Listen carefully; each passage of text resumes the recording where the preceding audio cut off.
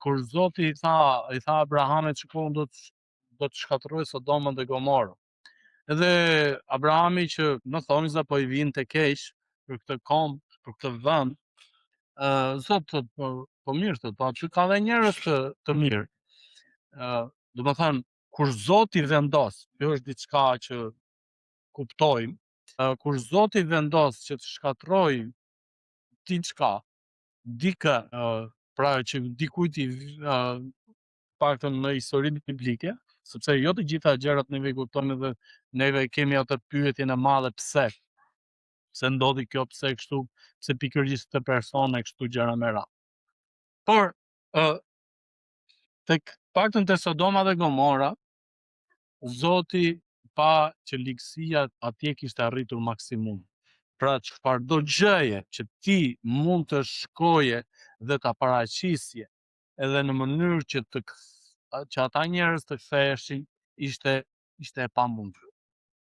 Dhe pikërisht tu po flasim për mbretin e kombit të Egjiptit.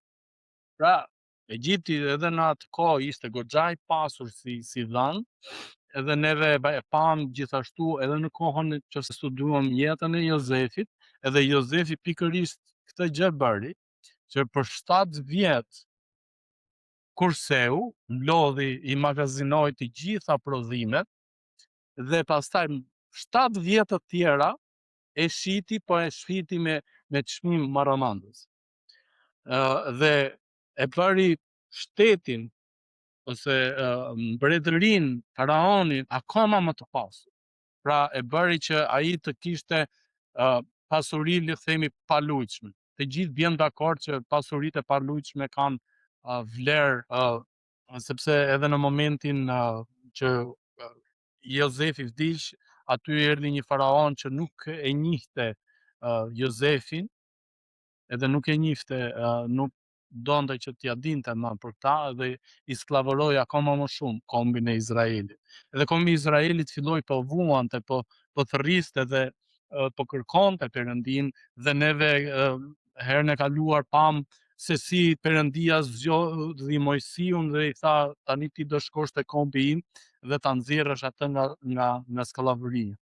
Më në fund të jemi te kapitulli 4, edhe Mojsiut ju mbush mendja në thonjza, u i detyruar se s'kishte nga të luante më. Sepse Zoti i solli fakt pas fakti që ti do ta bësh të, sepse unë jam me të. Ne jemi pikërisht te këto vargjet ne sapo lexuam, që Mojsiut ju dha kjo detyrë, ti do shkosh atje dhe zemra e faraonit do të ngurcohet. E dini pse do të ngurcohet? Paktën kjo është logjika ime, që pamësh solla dhe pak më parë Sodoma dhe Gomorën. Faraonit ishte dhënë mundësi pas mundësie, edhe atij ti kishte hyrë një lloj krenarie, një lloj fodullaku, që ata e adhuronin. Nëse neve do të studiojmë historinë e Egjiptit dhe ato perënditë e tyre, një nga perënditë që ata adhuronin ishte vetë faraoni. Pra ata i luteshin që t'i bekonte, atij t'i luteshin që të çdo lloj gjëra që neve i lutemi Perëndisë sot, ata ja drejtonin lutjet faraonit. Ndaj dhe jemi pikërisht në këto momente kur Perëndia i thot Mojsiut, hap pas hapi, shiko çfarë do të bësh. Ti do të shkosh atje dhe do të bësh të mrekulli. Po të shikon te kapitulli 7, vargu 14, që fillon, plaga e parë, uji shndërrohet në gjak. Zoti tha Mojsiut, zemra e faraonit është ngulmuese. E di ku të hypo vetë jam qef, kur si është ajo thënia na shkollra, të hyp vetë jam qef, kështu është. Edhe kur fuqia është në maksimum, kontrolli është në maksimum, ai nuk pranon ta lër popullin të shkojë, thot Zoti. Shko te faraoni nesër në mëngjes, kur ai do të dalë për të vajtur drejt ujit, jemi te vargu 15. Ti do të qëndrosh ta presësh në breg të lumit. Do të marrësh në dorë bastonin që është shndruar në gjarpër, dhe do t'i thuash, Zoti Perëndia i ebrejve më ka dërguar te ti që të them, lëre popullin tim të shkojë që të më shërbej në shtretetir, por ja deri tani nuk e ke dëgjuar. Kështu thot Zoti. Nga kjo do të kuptosh që unë jam Zoti, ja me bastunin kam në dorë, unë do të rrau hyrat që janë në lumë dhe ato do të shndrohen në gjak. Dhe peshqit që janë në lumë do të ngorten, lumi do të mbajë erë të keqe. E bëri pikërisht këtë. Te vargu 22 shikojmë që por magjistarët e Egjiptit bën të njëjtën gjë me artet e tyre të fshehta dhe zemra e faraonit u ngurcua. Ky është Zoti juaj, tha, po i thot Mojsiut, ja shikoj çfarë bëjnë magjistarët e mi. Është një lloj konkurrence, është një lloj fotulleku, është një lloj krenarie që njeriu mendon që mund të arrijë ose në stadin e Perëndis do themi edhe unë do bëj të njëjtat gjëra. Shiko, unë kam fuqi që të bëj edhe kështu gjëra. Edhe zemra e tij u ngurtësua akoma më shumë. Po ta shikojmë deri tek plaga e 6, neve shikojmë që faraoni, ndërsa Mojsiu bënte performonte le të themi ato lagët që Zoti jepte urdhër që të bante, faraoni ngurthonte akoma më shumë zë. Tu ka ndodhur në raste të ndryshme, në momente të ndryshme të jetës, me njerëz të ndryshëm, që juve tregoheni të butë, tregoheni të njeriu i mundësisë së dytë, i mundësisë së tretë, dhe shkon edhe i flet një personi, edhe ti arrin në një pikë që thua, ky njeri nuk ndryshon. Besoj që kemi njerëz të tillë në jetën tonë që themi çfarëdo që të bëjmë, çfarëdo që të themi, çfarëdo që t'i japim, çfarëdo që t'i ofrojmë, ai person nuk ndryshon. Faraoni kishte arritur në këtë pikë. Edhe imagjinoni, ka njerëz sot që nuk ndryshojnë, që janë sistemin e shit, kok mush, kok trash, kok fort, edhe janë pa lek. Faraonin e kemi me lek, është mbreti i një kombi shumë të madh, dhe po ta shikosh, i kishte çdo gjë, edhe ajo që ishte akoma më e keqja ishte që fakti që ata e adhuronin, edhe e konsideronin si një perëndi. Vjen pikërisht te kjo pikë, dhe Zoti i thot, lëri njerëzit e mi të shkojnë. Tu merr kuptim ajo thënia ku Pietri na thot tek letrat e tij, thot mos u bëni gur pengese për vëllain tuaj. Mos u bëni gur pengese për vëllain tuaj, që Zoti po thot në një mënyrë tjetër të shprehuri, lëre birin tim, bijën time, të më ndjeki mua, të më adhuroj mua. Se në qoftë se ti nuk e bën, unë do të shkatërroj, me pak fjalë. Hapim Biblën tek Zanafilla 12, vargjet 1 dhe 2, Perëndia i bën këtë lloj premtimi Abrahamit. Unë do të bekoj ty dhe ti do të bëhesh një kom shumë i madh. Dhe të gjithë ata që do të bekojnë ty, unë do t'i bekoj, që të trajtojnë mirë ty, unë do t'i trajtoj mirë, unë do sillen mirë me ta, unë do t'i bekoj atë. Por në qoftë se ata nuk sillen mirë, do t'i mallkoj, do të mallkojnë ty, unë do t'i mallkoj. Madje akoma më keq, do t'i shkatërroj.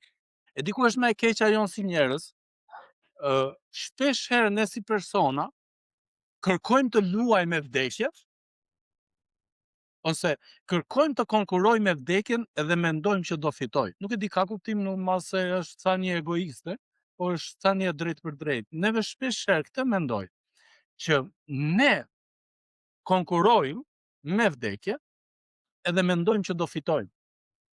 Jemi fitimtar, kemi konfidencë. Edhe në momentin që ne ndihemi të tillë, historia e ka treguar që i kemi humbur. Po të bëjmë një lloj analize tjetër në jetën tonë, në momente ku ti je ndjerë që ke pas konfidenca, e di këtë gjë, do ta bëj këtë gjë, ka rezultuar që nuk e dhan maksimumin tënd 100%. A është e vërtet? Pse? Sepse kur ti je në këtë lloj stadi, ti nuk logjikon.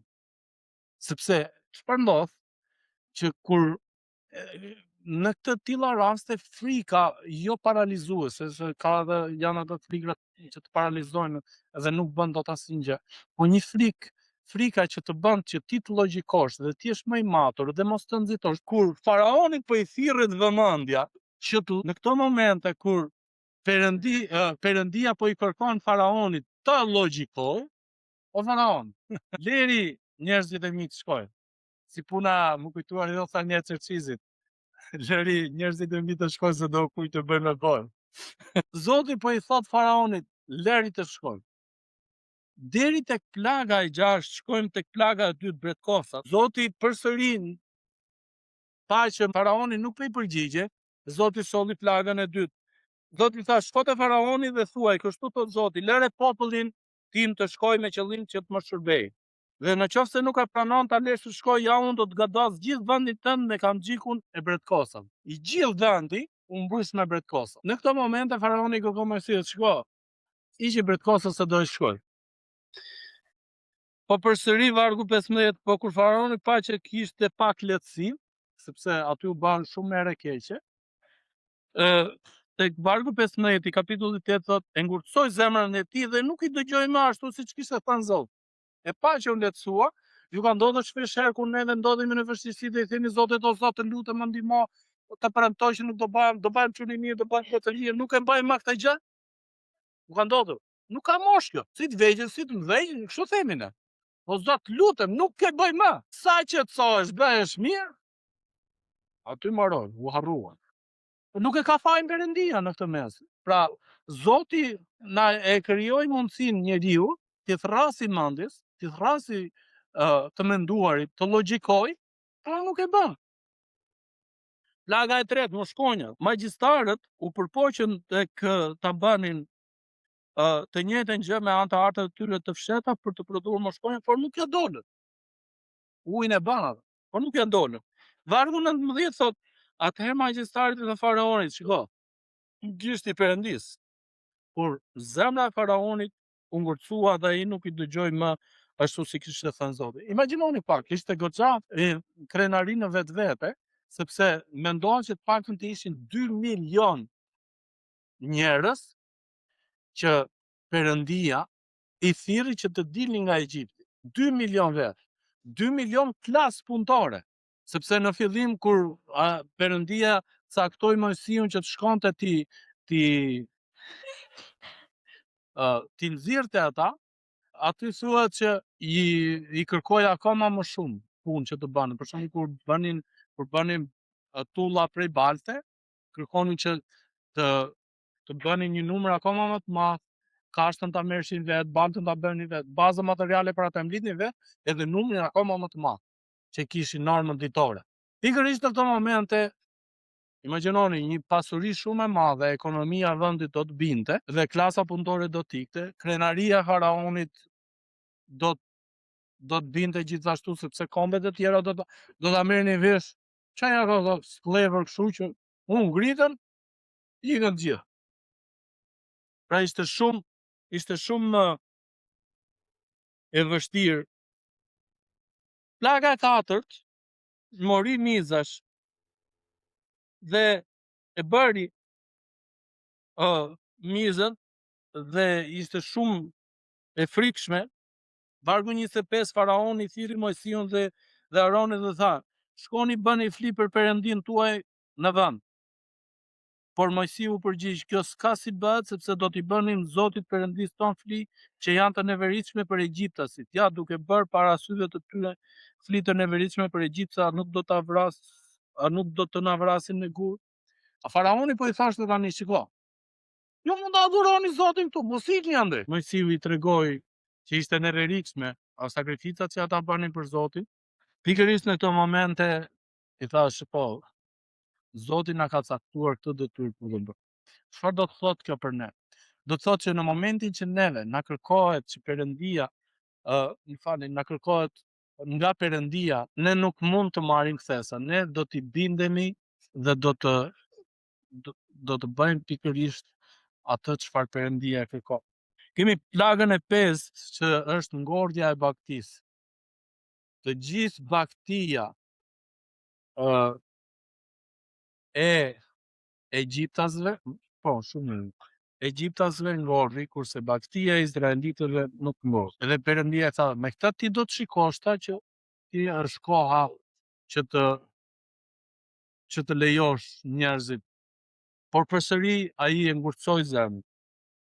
Kemi plagën e 6 që ata u smurën me ulçra, me kokra, me puçra, edhe ishin vetëm pikërisht njerëzit e Egjiptës. Përsëri ai e ngurtësoi zemrën. Edhe radh pas radhe, dhe Zoti tha, mbas plagës 6, shiko, tani ka ardhur një pikë që unë çfarëdo që të bëj për këtë person, për këtë njeri, ky do ta e ka zemrën e ngurtësuar.